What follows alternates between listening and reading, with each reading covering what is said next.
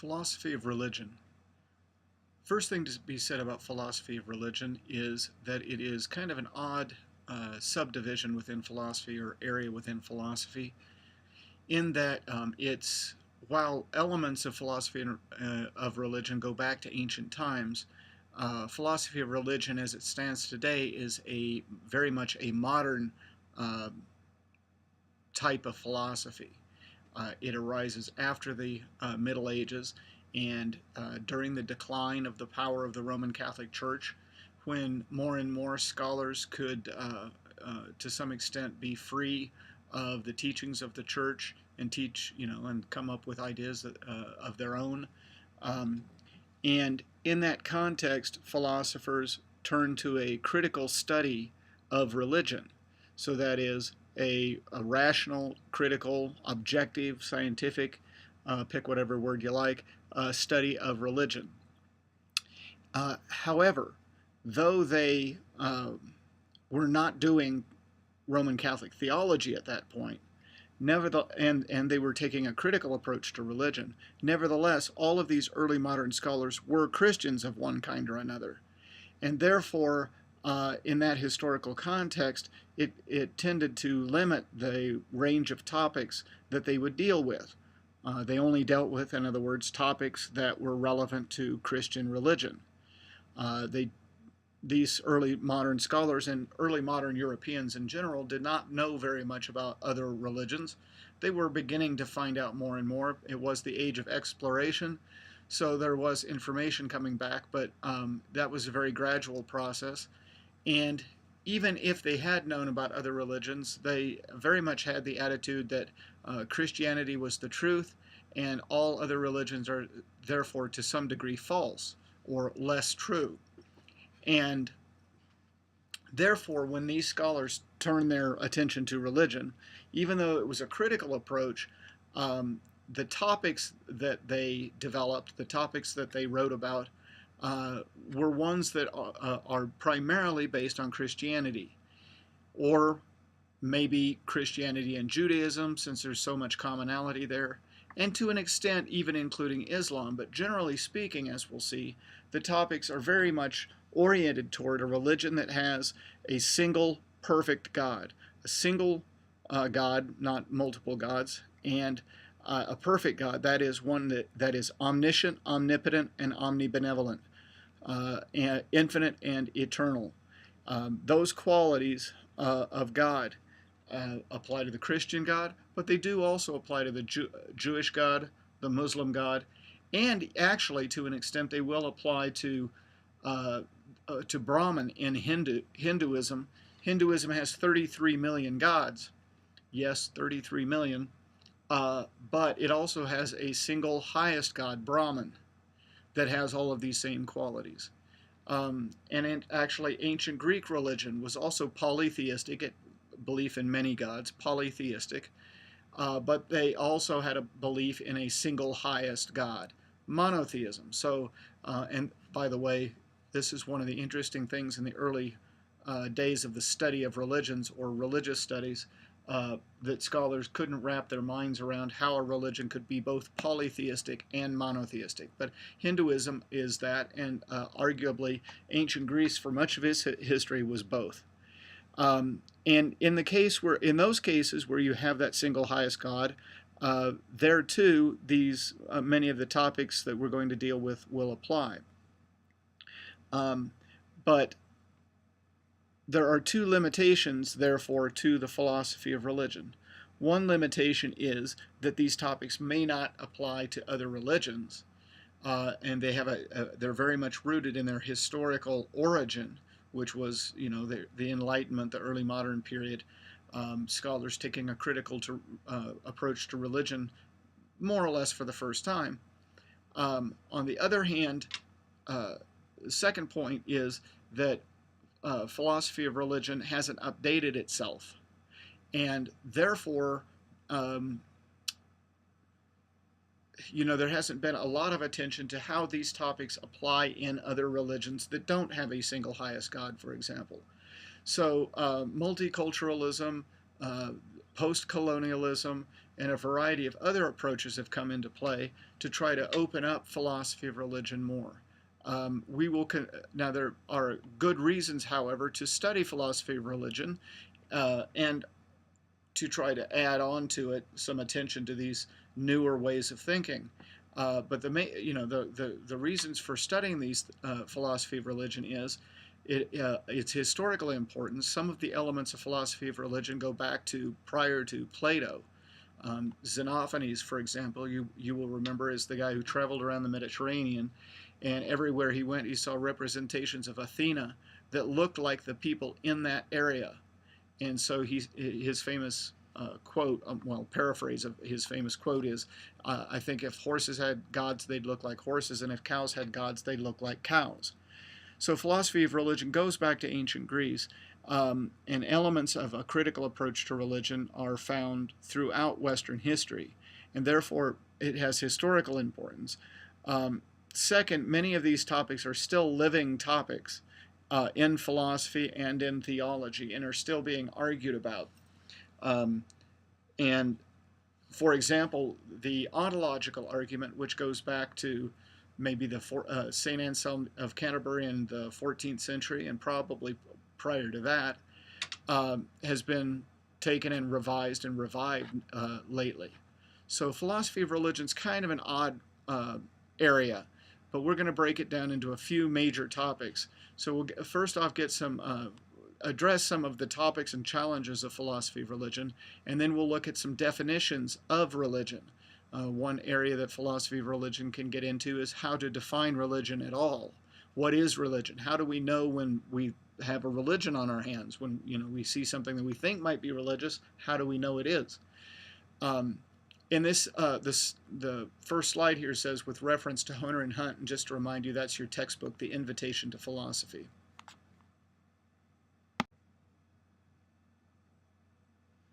During the previous slide, I already mentioned some of these points, but I want to just mention in regard to the last point here, is philosophy of religion colonialist? This is one challenge that can be made to this, any kind of academic study of religions. When you think about it, why are we studying religion? Now, we're going to talk in a minute about the insider-outsider paradox, but really, I think I should bring it up right now, and we'll come back to it and mention it again. The insider-outsider paradox is a problem for studying other people's religion. So if we're going to have an academic study of religion, how can we do it if, on the one hand, we are not insiders? And now, as outsiders studying somebody else's religion, we can be objective, so that's good. But we can't know the religion like an insider can. On the other hand, the insider has the opposite problem. They may know the religion intimately. They may know every detail and understand every symbol. It may be something they grew up in, and they just know it at that deep level. But they can't stand outside the religion and be objective about it. So the question is how we could have any kind of quote-unquote science of religion when objectivity doesn't even seem to be possible. So that was one challenge, and in the 1950s, Wilfred Cantwell Smith got up before a conference of religious scholars and simply said, if you want to be honest about it, the only way to resolve that question, the only way to resolve what we're doing here, and the purpose of studying other people's religion, is to either convert or quit it. In other words, you really were not doing anybody a service by the academic study of religion. And so he really challenged the field to defend itself. And the same kind of thing happened in regard to post-colonial thought. Post-colonial thought is writings, thoughts, any form of culture, really, that comes out of previously colonized areas. For example, the British were in India. Well, India is now post-colonialist, and scholars who write out of that understanding and out of that milieu deal with issues like, what is Indian identity? What was it before the British came? How do we kind of take our present and connect it back with our traditional past? And how, on the other hand, how do we deal with the legacy of Britain in India? Those are the kinds of questions post-colonial scholars might address. And one thing that post-colonial scholars have said about the study of religion is they've just simply asked the question, why are you, and they mainly are aiming this at European academics, why are you studying our religion? Why don't you just, mind your own business? Um, and the post-colonialists have suggested, or actually charged, that the academic study of religion is a form of intellectual colonialism, where in order to sort of get control over resources, the first step is to get control over the people themselves, and the first way to do that is to study them and study their religion and be able to use and manipulate those things. And obviously, post-colonial scholars are very wary of that sort of thing happening. So there's a number of challenges to this field. I think these are live topics really for the philosophy of religion. Here are some of the traditional topics covered in the philosophy of religion. And we will study some of these. We will not have time to study all of them, but we're also going to look at a couple of other topics that aren't mentioned here. So as I said, we'll start by talking about some problems facing the study of religion. We've already talked about a few. Second thing we'll talk about is definitions of religion and how to come up with a good definition of religion. Then we'll get to attributes of God, also called predicates, qualities, perfections. Attributes, predicates, qualities, perfections are synonyms. So we'll also discuss proofs for the existence of God. The 5 proofs I have listed there for you. We'll talk about each of them. We don't have time, because of the shortened semester, to get into the problem of evil or science and religion, which I usually do, and other issues in the traditional philosophy of religion, miracles, the afterlife, spiritual experience. And of course, there's some variation on these things, but I would hazard that if you get a textbook that's more than 10 years old, this is pretty close to the table of contents. So the first question is, what is religion? And as such, we need a definition of religion. So here is a definition of philosophy of religion, at any rate, to study religious belief in an open-minded, impartial spirit. So let's question this definition. Are there problems with this definition? Well, the first problem we might see with this definition is the insider-outsider problem. And as you recall from 2 slides ago, the insider-outsider problem is a problem of how we can study other people's religion, given that we can't be both an insider in the religion and objective like an outsider. So given that, how can we study religions in an open-minded, impartial spirit? Does anybody have an impartial spirit? How do we overcome that problem? Second thing is, they say that the object of philosophy of religion is criticism in the sense of careful analysis and evaluation. First thing to note is criticism doesn't necessarily mean we're attacking or tearing something down. Criticism means a systematic analysis. Really, in the sense of critique, or at least in Immanuel Kant's sense of the word critique, it means a limiting of an area to what really belongs to the area. So a kind of cutting off of things that shouldn't be considered in the area. But it does raise the question, what is the object of such criticism? As I said, why should we study other people's religion? Why not just leave them alone? Are we trying to get something from them or out of them in some way? Or are we doing it for personal reasons? Are those personal reasons perhaps somewhat selfish? And how it also depends on how well we're studying them, how much we're really immersing ourselves in them. There are all kinds of problems here that we don't even have time to touch on. The very problem of scholarship itself and translation. These are huge problems for any examination of religion. Here you can see where philosophy of religion fits in relationship to 2 of the other major ways of studying religion. On the right, you have theology or theologies. Now, theology is a rational study of religion, as is philosophy of religion, but in theology, it's the rational study of a religion from within that religion.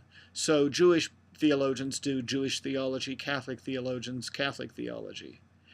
The theoretical study of religion includes, first off, religious studies, but it also includes an ever-growing number of subfields in which there is the application of a certain body of theory to the study of religion. So, for example, sociology of religion, psychology of religion, anthropology of religion, feminist studies in religion, multicultural studies in religion, things like that. So philosophy of religion isn't the application of a particular theory to the study of religion, nor is it the study and defense of a religion from within the religion.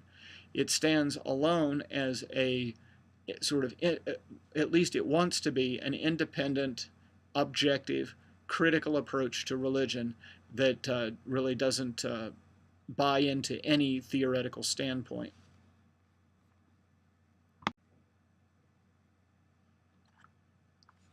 So in terms of getting at what religion is, there's a couple of other problems. One is that some folks today, some of you in fact may even agree with this idea, that religion really should be gotten rid of in some way. It's poisonous or dangerous, full of violence and repression and those kinds of things. And some people will even say, as it says here, religion boo, spirituality yay, or I'm not religious, but I am spiritual. And they want to divorce themselves or distinguish their beliefs from those of religions that are guilty of all these evils as they see it, both historically and today. However, they want to have the aspect, the sort of personal aspect of religion, that personal connection to a higher being or to some form of spirit. But therefore, we don't begin on the same page in regard to what religion is. Different people are having, as we're studying this, different people are thinking of religion differently. Each one of us is thinking of religion somewhat differently. So we need to try to get a clearer idea of what it is we're talking about. Hunter and Hunt try to give, again, your textbook, The Invitation to Philosophy, gives us a somewhat of a definition. They say religion is a pattern of beliefs, attitudes, and practices. This is really a model example of a vague definition. This doesn't tell us anything. This definition could really apply to anything. Science, psychoanalysis, I say, but it could apply to sports, it could apply to politics, it could apply to anything. So, therefore, your textbook authors consider other definitions, try to narrow this down a little bit.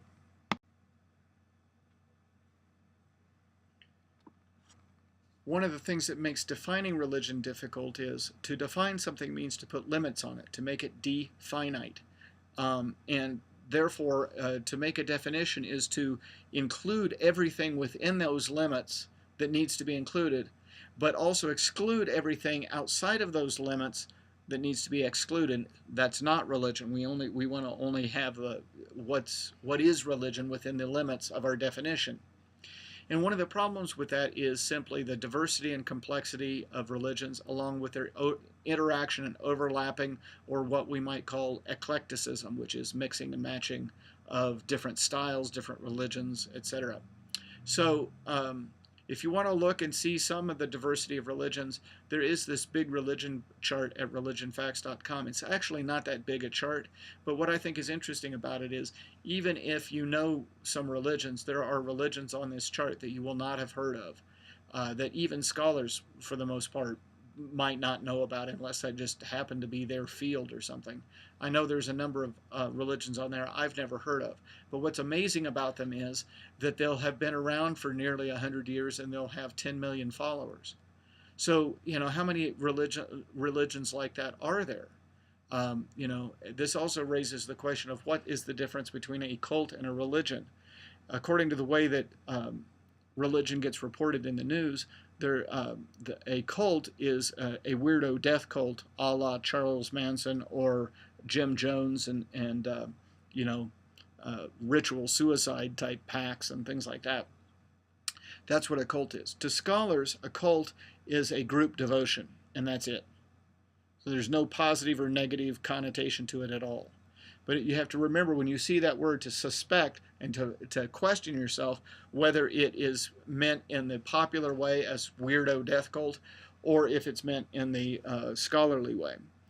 But when is, what distinguishes a cult from a religion?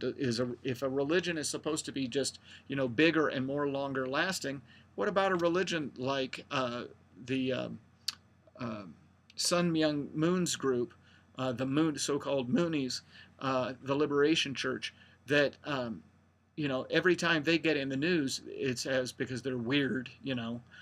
That's what the news says about them, because they're having a mass wedding where Sun Myung Moon would arrange 500 couples. He would arrange these marriages, and they would all be married at once. That would make it into the news how weird they were. But that group has been around for at least 75 years and probably has 10 million followers. So is that a cult? Scholars have tried to float the term emerging religion instead of cult, but it hasn't really caught on. So diversity of religions, complexity within religions means, there are so many different kinds of Christianity or so many different kinds of Judaism or Islam or whatever it is.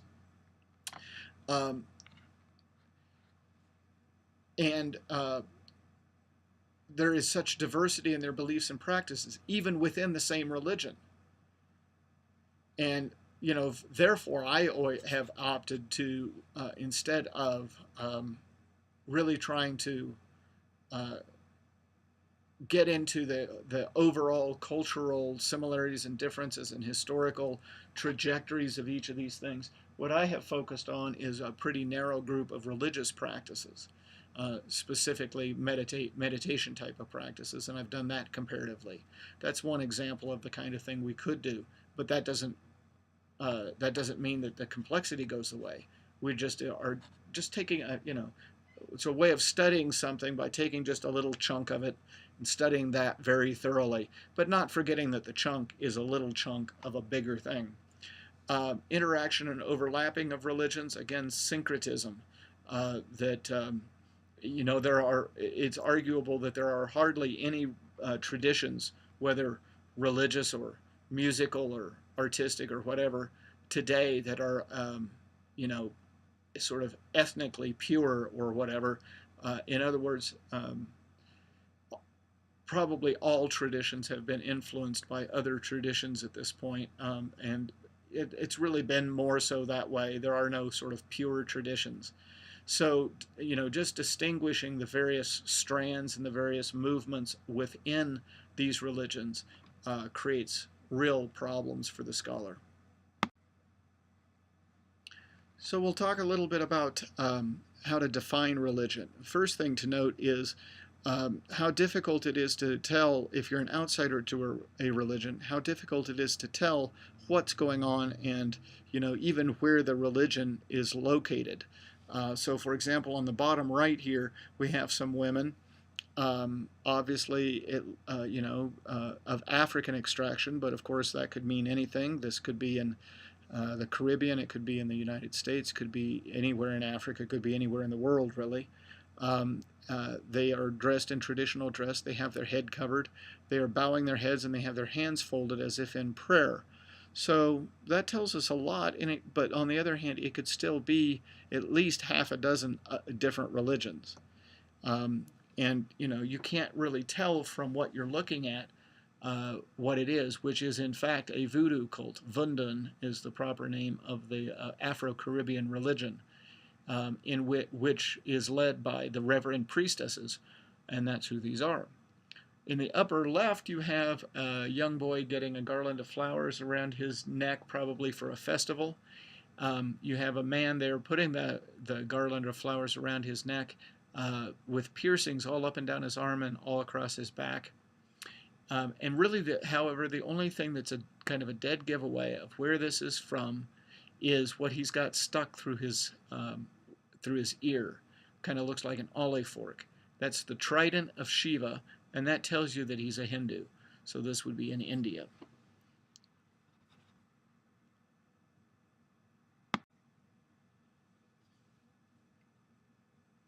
In this image, we have an example of syncretism.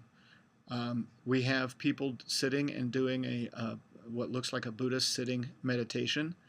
Um, they have a pot of incense out in the middle, so it, be logical to deduce or whatever, conclude that they are Buddhists. But in fact, what they are is Roman Catholics. But they are Roman Catholics doing Buddhist sitting meditation. So that's syncretism. They are bringing two traditions together in that way. Again, this eclecticism and the fact that there's all these different personal and communal elements to religion. There's cross-cultural influence. There's there's divisions upon divisions within religions. There's multiple components in what we call religion. It's an extremely difficult thing to get a definition of. I think Socrates would like it.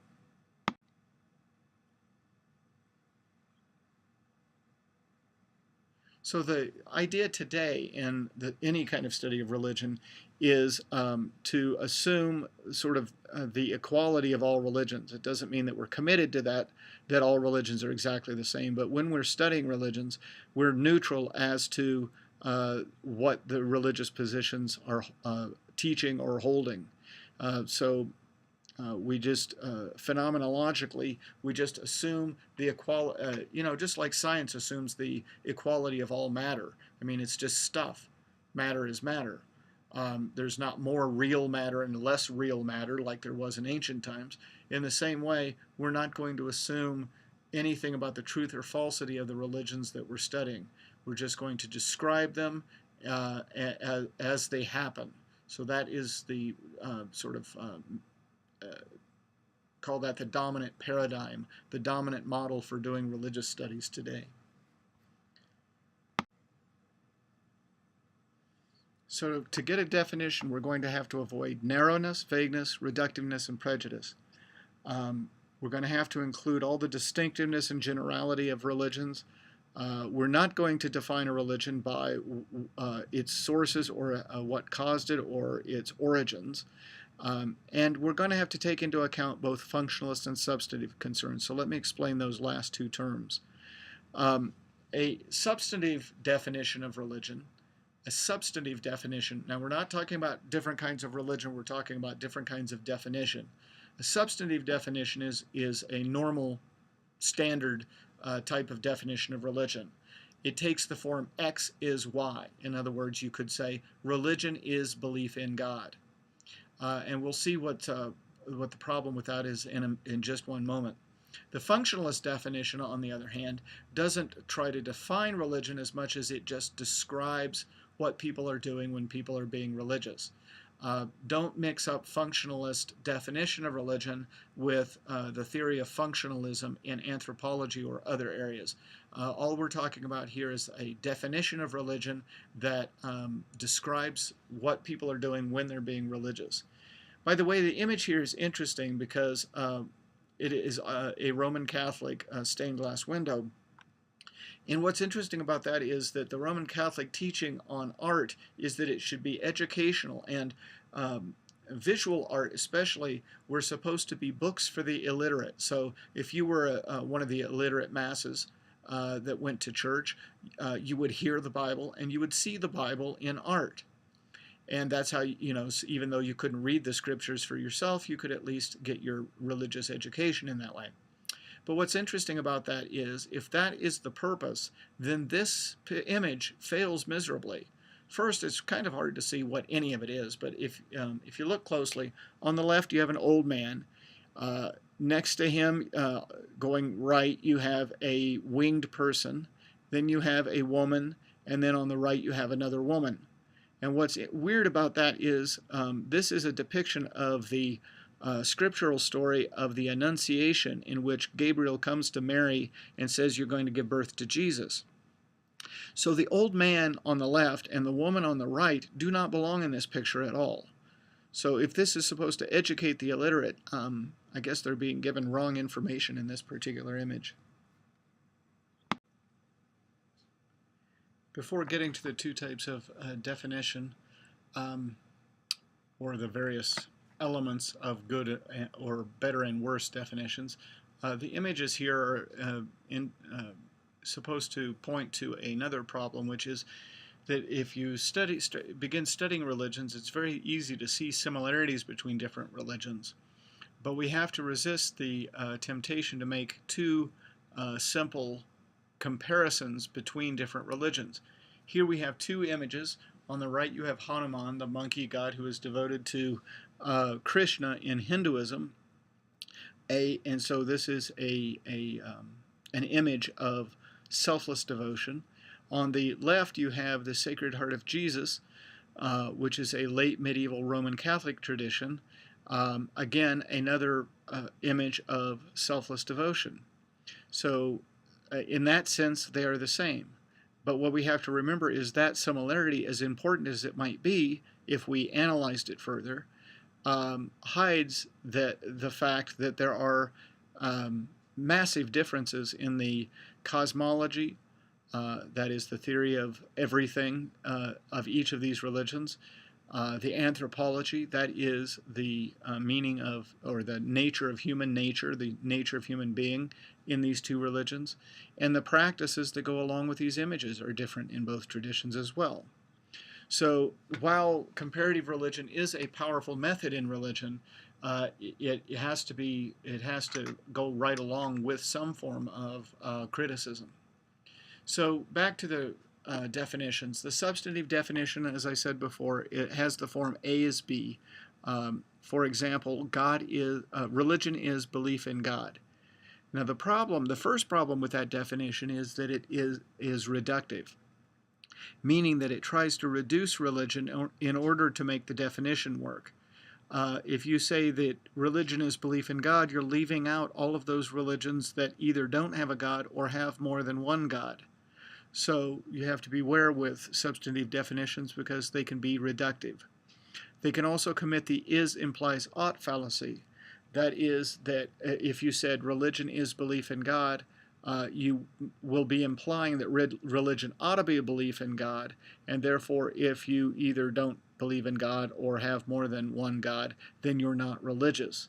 So it has that kind of hidden judgment to it as well. And what I call the scholar's big step back is something you'll see very often in scholarly treatments of religion, where the scholar will be, fairly objective most of the time, but then occasionally will distance themselves from the people that they're talking about. Very often scholars will flat out take a superior position where they will say, well, those people didn't know what they were doing. The Aztecs didn't know the real reasons why they were executing and eating these prisoners, which was an Aztec practice. They didn't know, they said it was for these religious reasons, but of course the scholar will say those religious reasons are absurd. What's really going on is, as one scholar actually said, they were short on protein, and therefore they ate people. Well, that could have been part of it. It could be that, a little bit of state theater goes a long way into scaring people into being good. You rip somebody's heart out and eat it in front of the masses, and the masses will tend to, be good. So there is that reason. But then on the other hand, why do we have to discount the Aztecs' own reason for cannibalism, which was that they had to rip somebody's heart out and offer it to the gods because the gods hate human beings and would wipe us off the face of the earth if we didn't. Now, the scholar doesn't have to say that he or she believes what the Aztecs believed, but there's no reason for the scholar to take a sort of superior position. A better type of definition, now you can't get away from the basic substantive form A is B. Most of our sentences have that basic form. But what we can do is we can reduce the danger of reductiveness by giving a functionalist definition of religion. That is, a definition of religion that emphasizes the function. That is what religious people do. When religious people are being religious, what are they doing? Okay, well, those are the functions. Now let's just describe them.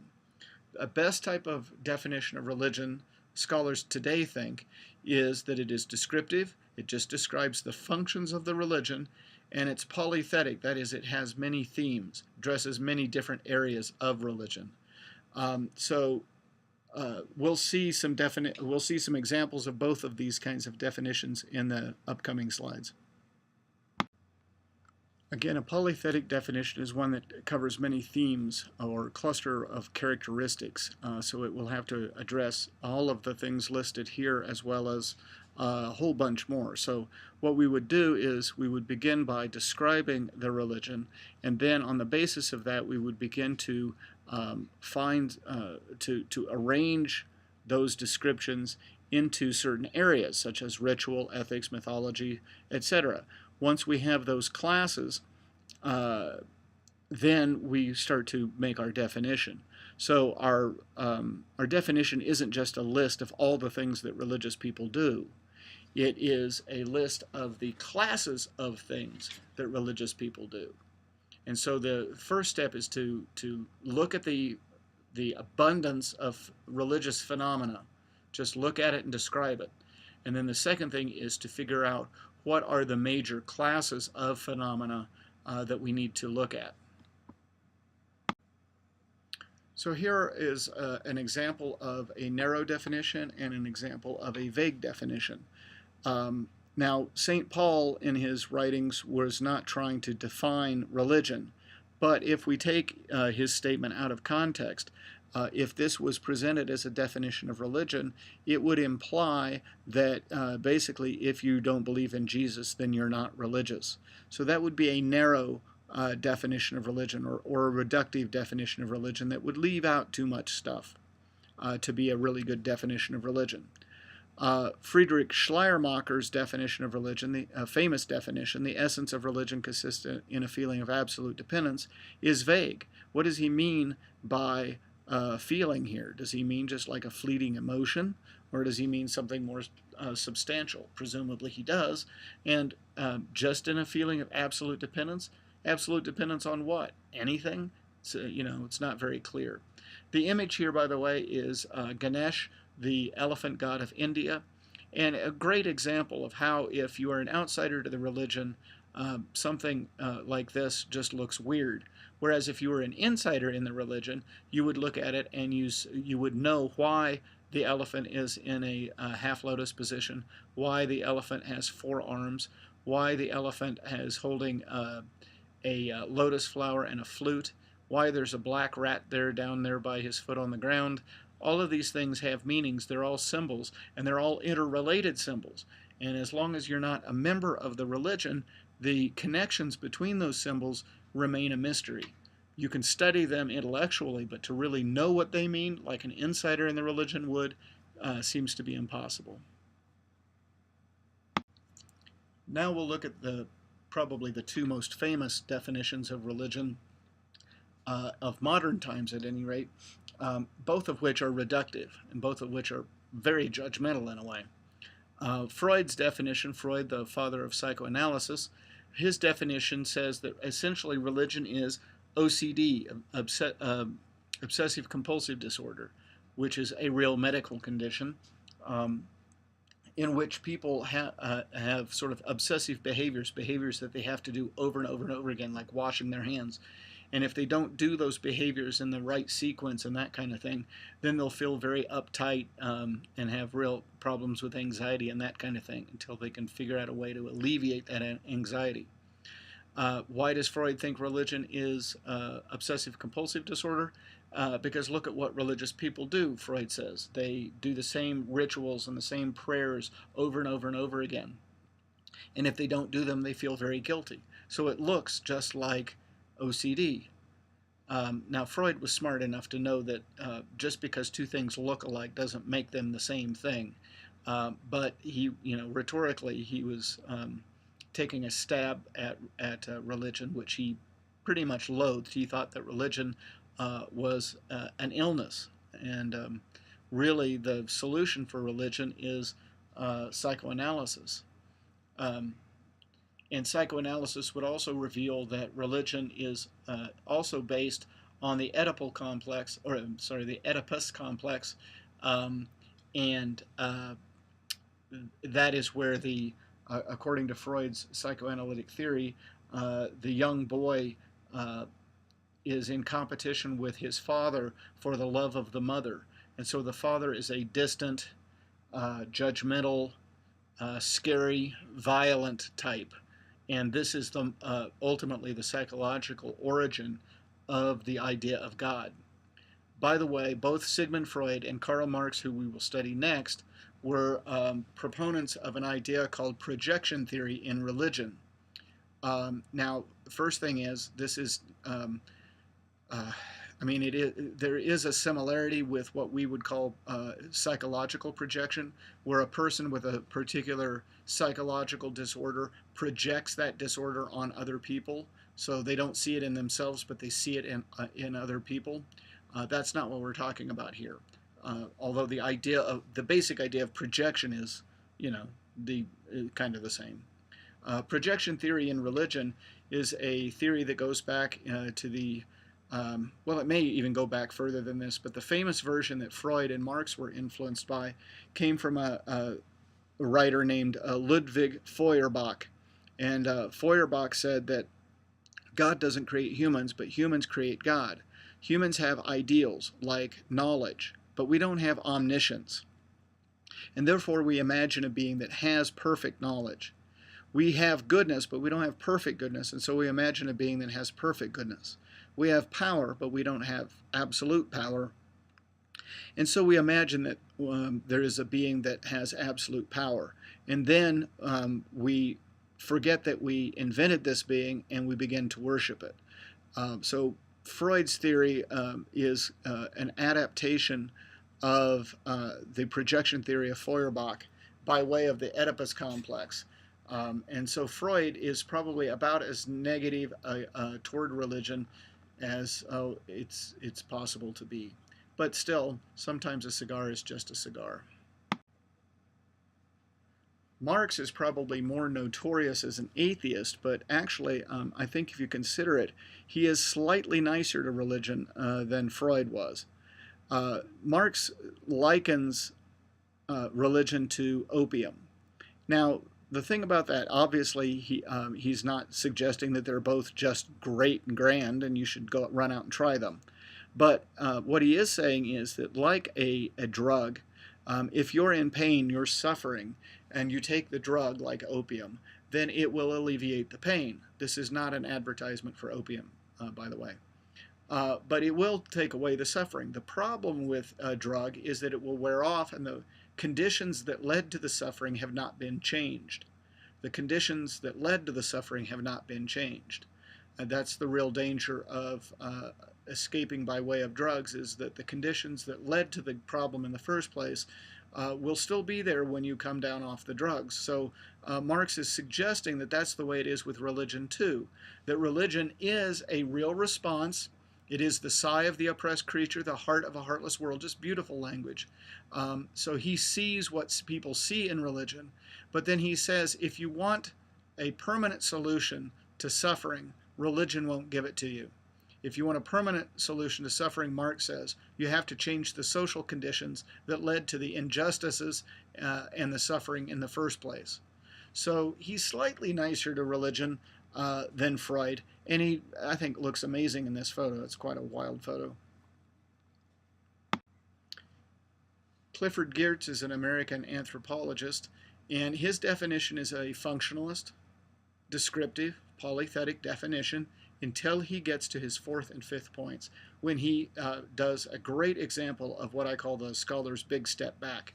So he starts off by saying that religion is a system of symbols that establish powerful, pervasive, and long-lasting moods and motivations in humans by formulating conceptions of a general order of existence. That's all good stuff. Then he says, it clothes these conceptions of a general order of existence. It clothes those conceptions with an aura of factuality. Now hold it. That would mean that for religious people, what Geertz is saying is, for religious people, the conception of reality, the moods and motivations make the conceptions of reality seem factual, as if in some sense they're not factual, as if in some sense he has special information that tells him that they're wrong about this. And then he goes on to make the matter worse. He says, such that the moods and motivations seem uniquely realistic. No, I would say for religious people, the moods and motivations are uniquely realistic. The symbols that reflect this general order of existence and the moods and motivations that go along with them are more real for religious people than everyday life. So I think this is an example of, in a kind of a subtle example, of the scholar interjecting his own opinion of religion into his definition. So that's why I call the scholar's big step back, because they try to distance themselves from what they're studying. Bruce Lincoln's definition is probably the go-to definition for most scholars today. It is polythetic, descriptive, functionalist. You have 4 domains that are interlocking. It's discourse, but it's not just discourse about human and natural things, but about transcendent things.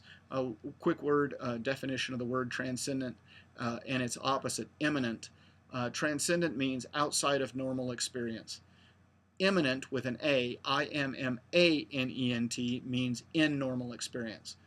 Please also note that there are 3 spellings of the word that sounds like immanent.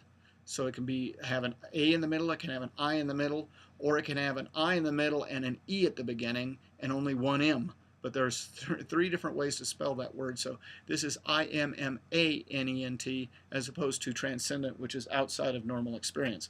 That discourse is put into practice. The practice brings about what the discourse calls for.